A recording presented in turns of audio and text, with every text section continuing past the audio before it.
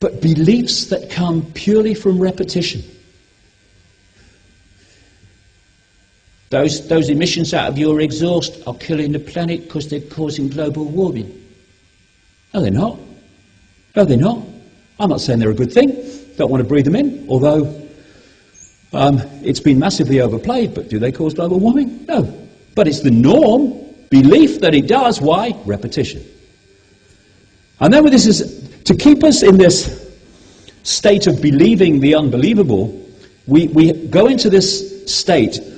It's fascinating when I came across this, when I then looked at the world every day from this perspective. It's called cognitive dissonance. And what it is, for people who haven't come across it, when you believe something and you come across information or an experience which is at odds with the belief, you actually go into an emotional state. It's a disharmonious vibrational emotional state because you can't square your belief with your experience or the information you've come across. Now, this can be a good thing, because if you say, as a result of this unease, I'm going to look again at my belief in the light of that, then you can move forward and you can say, hey, I'm changing my belief here because that's obviously challenging the one I had before. But no, what most people do, this happens so much in religion and politics and stuff, is to get rid of this, they have to explain that away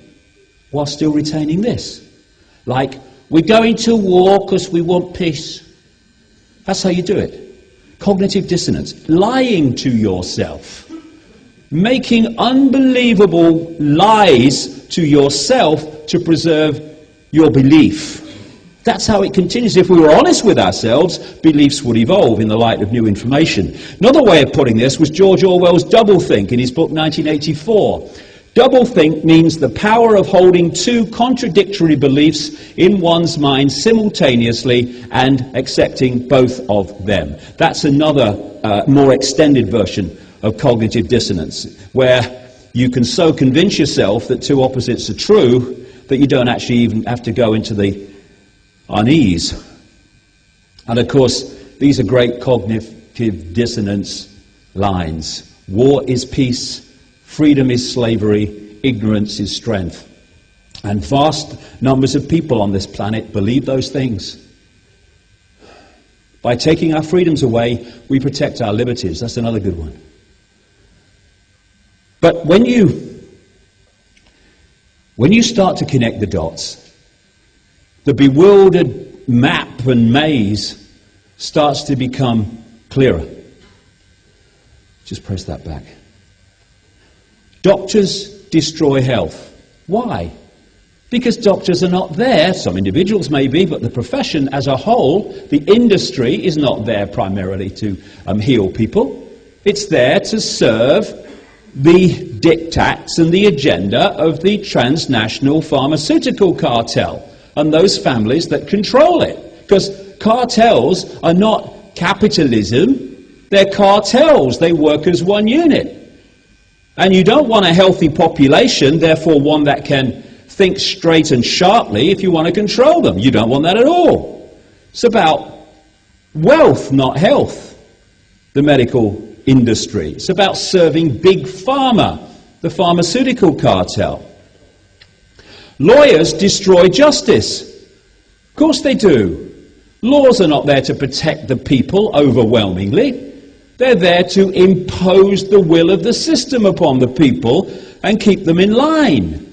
So you have to have a legal profession that serves that system primarily, with some honourable exceptions. And therefore, justice is not what it's about. It's just about serving the system and arguing black is white in a courtroom. Universities destroy knowledge. If you're a few people, a network of families, and you want to control the entire population, my goodness, do you want people being told things they really need to know through their formative years so they can suss what's going on? No way. You want people to believe a version of reality that suits your agenda, so that's what they get overwhelmingly in education, or what passes for it, with honourable exceptions individually. You know, if you were sitting around a table and you're thinking, how do we get people to see the world the way we want them to see it that suits us? And somebody might say, you know, I don't know whether they'll accept this, but the best thing we can do is take children from the earliest age and have control of their minds from 4 or 5 right through their formative years, right into their teenage years, 5 days a week, maybe more, to tell them what we want them to believe. But that's what we've got. It's called the education system. Education, I think it's about time we had some.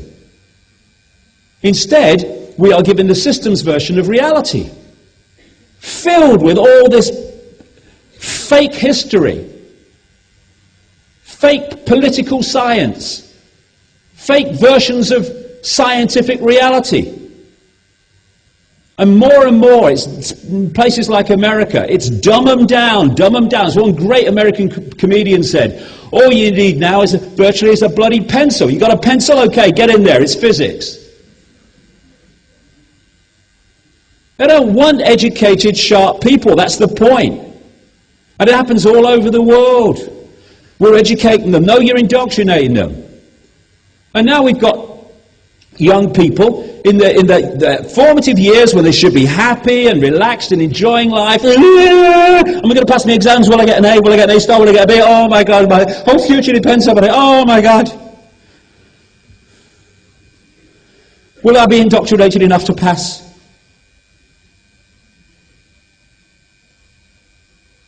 Do we ever talk in school about being happy? I don't know. We don't do much in England. What about being happy? What about being fulfilled? What about being at peace with self?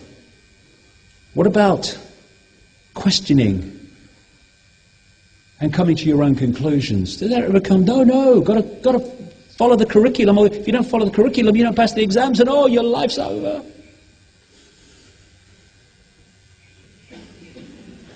Governments destroy freedom.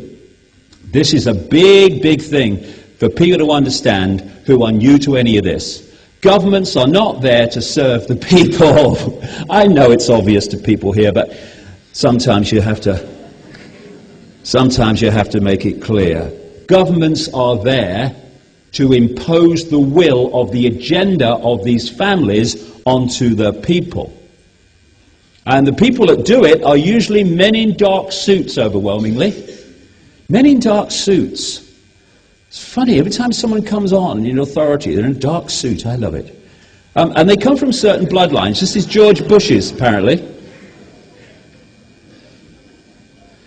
Apparently his line is about to evolve at some point. I don't know when. This was a head scan he had. Now, let's think about this. 300 million people in America. I know they say anyone can become president in America. It's a nonsense, but I know they say that. But clearly, you do not have to be mentally sharp to become president. All you need is the money and the backing of those who decide the presidency. I mean, this is the one George Bush line. I could have picked hundreds. Our enemies are innovative and resourceful, and so are we. They never stop thinking about new ways to harm our country and our people, and neither do we. Now, this man was President of the United States, please God tell me it's not true, for 8 bloody years. And a few people don't control the world, please. And now, hey, Superman's arrived. Superman, the Buddha, Jesus, and any name you want to put to him.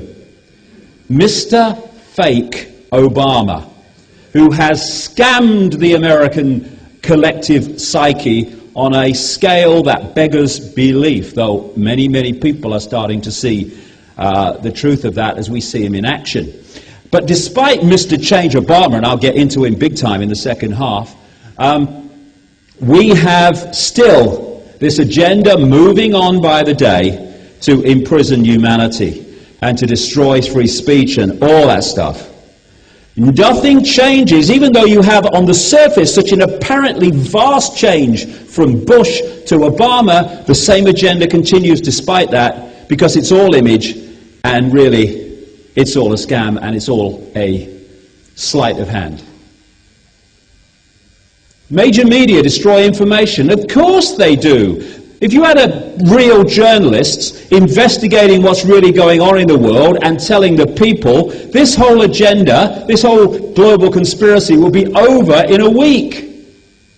But they don't. And once again, I was a journalist for years in BBC and newspapers and stuff. My goodness. You don't have to be intelligent to be a journalist, and you certainly don't have to be informed. I can tell you that from personal experience. You really don't. In fact, it's a bad career move if you're really informed. Smith, they tell me you're really informed. I think we ought to have a chat in my office.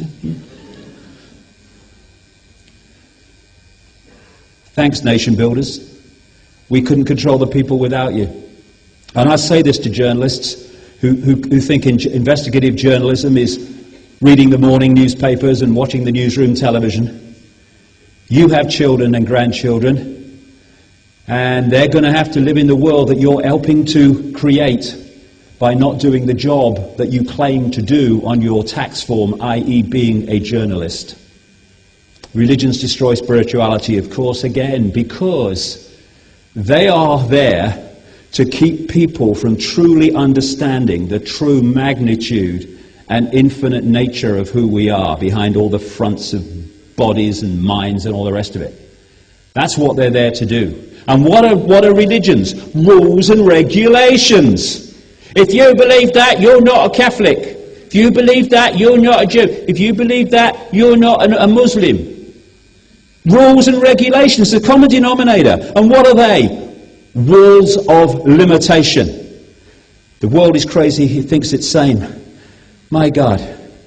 What do? We pepper bomb cities full of civilians as a peacekeeping operation. We've now reached the point where we're so bloody clever, we have the technology to kill more people quicker than ever before. We liberate people by blowing them to pieces. We have children in this state-of-the-art world, signing their names on bombs which are then dropped on other children, message received. And it's all kept from us at the level of where we'll actually do anything about it by the constant hypnotic stuff that we get, the diversions. Game show. Hey, there's a game show on, honey. She's going to win the car. Hey, here's a celebrity. Hey, the celebrities, the new religion. Read People magazine. Read OK. Who's gone to bed with who? Hey, who's got a new big house? Ooh, what's going on there? Oh, shut that noise off, will you? I'm reading this. Let's watch the sport. I love sport. But when sport becomes the focus of everything instead of an add-on to your life, it's a diversion so you don't see. And then we have the newsreaders telling us everything that the system wants us to think is true. That's what they do. But this is the key one, all the time. Be afraid, be very afraid. The big bad monster's coming as soon as we've invented him. Keep people in fear. That's the key. Oh, terrorism. Ah! Oh, global warming. Ah! Swine flu. Ah!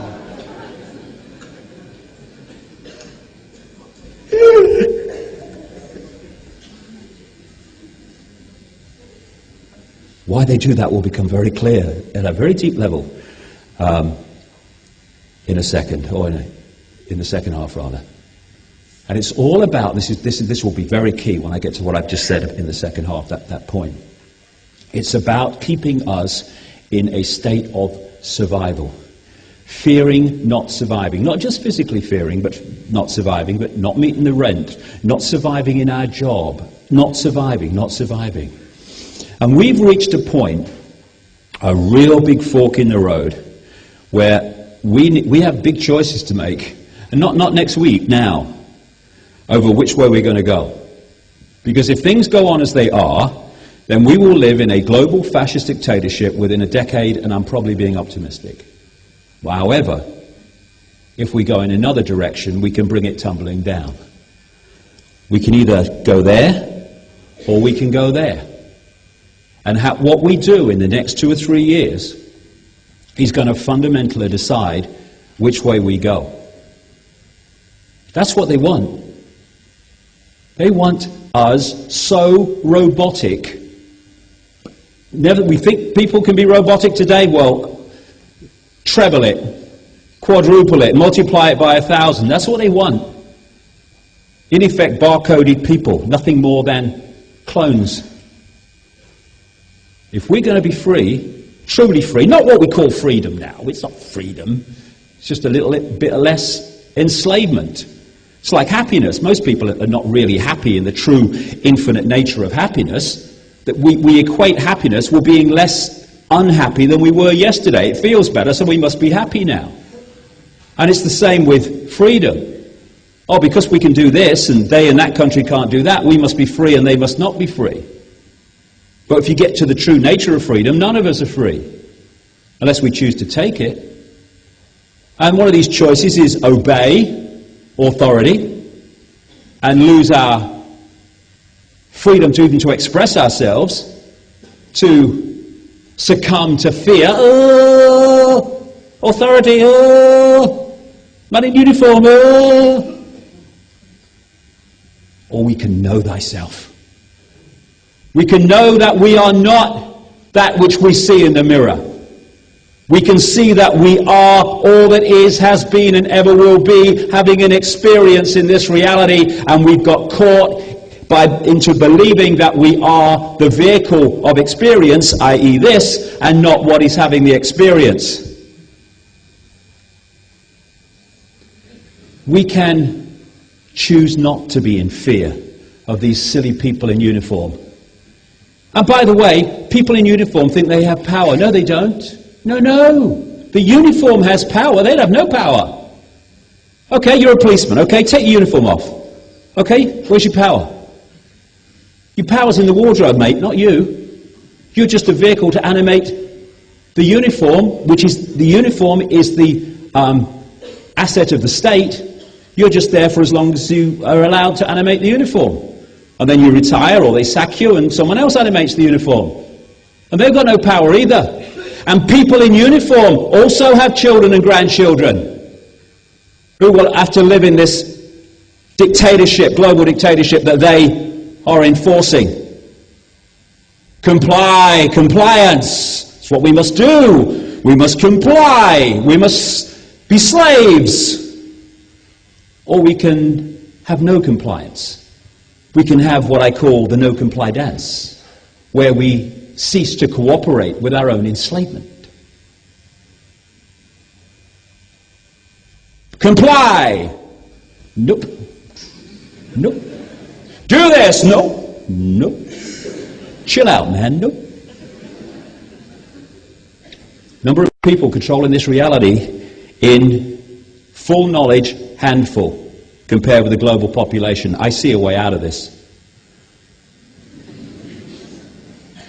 And it's by looking in the mirror and seeing who we really are and not who we've been manipulated to believe that we are. It's by beating to a different drum, not going with the herd, being the maverick. As Martin Luther King said, the ultimate measure of a man is not where he stands in moments of comfort and convenience, but where he stands at times of challenge and controversy. We are at a time of challenge and controversy. Where we stand now will decide where we go from here. We either accept